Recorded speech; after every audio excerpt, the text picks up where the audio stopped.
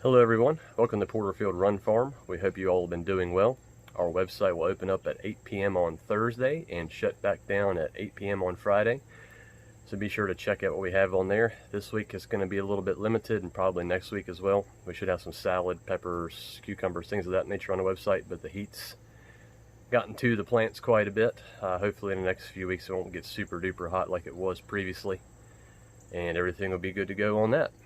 So next I want to talk to you about chicken. The big thing with the chicken on our website, as you probably noticed last weekend, we have it on our website. The main thing is to get the internal temperature of the chicken up to 165 degrees Fahrenheit. How we cook it is we actually put it into a crock pot after it's been thawed, add 2 cups of water to it, put it on high for about 4 hours, and we've had good success with that. You'll notice that after you cook the chicken, you start consuming it, that the legs and the wings, for instance, are not really that dark a meat. It's actually more of a whiter meat. When you start getting toward the joints, it's a little bit on the darker side. We think that's attributed to moving them around daily, as opposed to the way that particular breed is traditionally raised with the larger companies. So another part with that is after you cook it in your crock pot, or you can cook it in the oven if you want as well. Using an oven bag is probably another good way to go about it. The good thing about the crock pot is you actually make chicken broth at the same time, so you can use that for other recipes if you'd like. Generally we freeze that ourselves, and we dilute it with water before using it because it is a little bit stronger than the boxes of stuff that you get in the grocery store. And what we generally do is with the crock pot, we either just put it in the refrigerator, hold on to it that way and take what we want, or after it's finished cooking and let it cool down, just pull all the meat off the bone, just put it in some Tupperware, then you can eat it with whatever meal you want.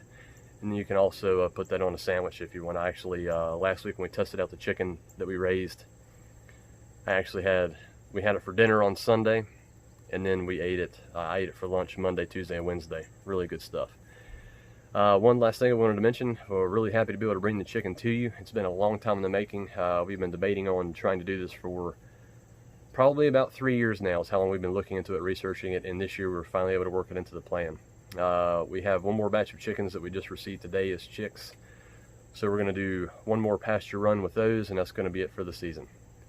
So alright, well thank you all so much. Let's walk around here and see how things aren't really growing this time, and we'll also take a look at the chicks real quick too.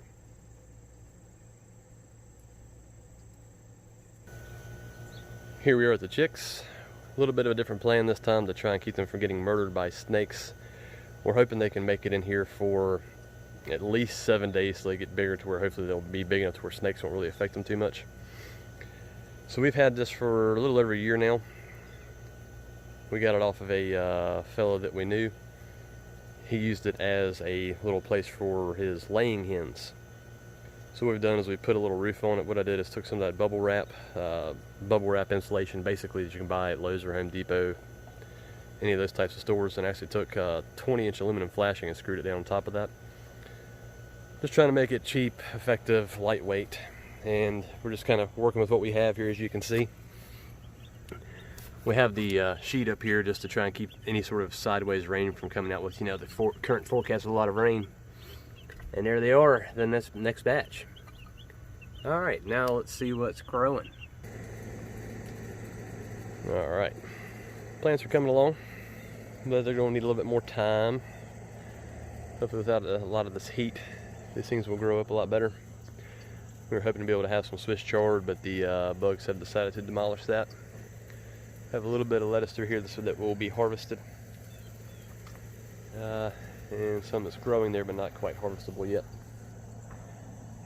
And over here you can see even some of these, we didn't even get one harvest off of them because of the heat.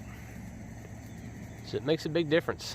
Makes a big difference. We've grown up to 95 before and had success, but this time it's gotten to at least 97 degrees, and it's just amazing how much of a difference a couple degrees will make.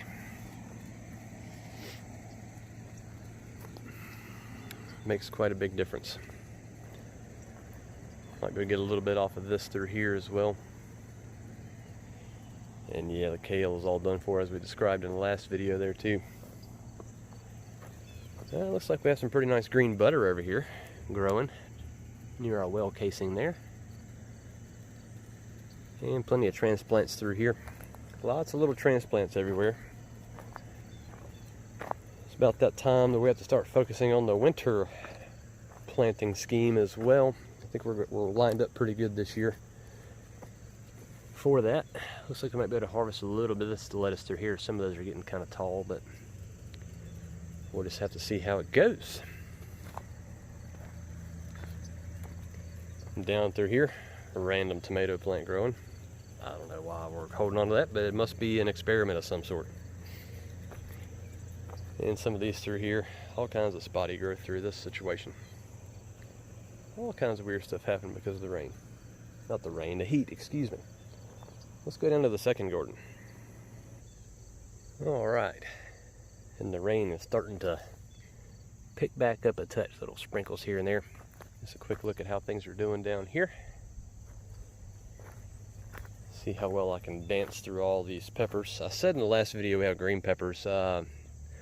Ann informed me that she did not start any green peppers. So I was mistaken on that one. Just because they look green doesn't mean they're green peppers, I guess, right? All right. And the green beans starting to bloom out some there.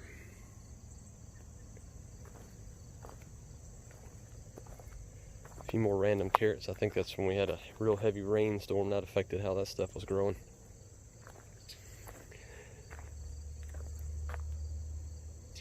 And all this happening. The carrots keep for a long time in the refrigerator. That's why we've been continuously selling that, because we knew we were going to be a little bit slow on this, and that's kind of why we staggered out the salad mix too. We knew that this was going to happen as far as running low due to the heat and whatnot. So what's going to happen is the carrots that are for sale this week will not be ones that we've stored for a couple weeks. So they'll be the fresher variety. Of course, they all taste great. I've been eating with my salads every day. There's not a thing wrong with the ones that we were selling whatsoever.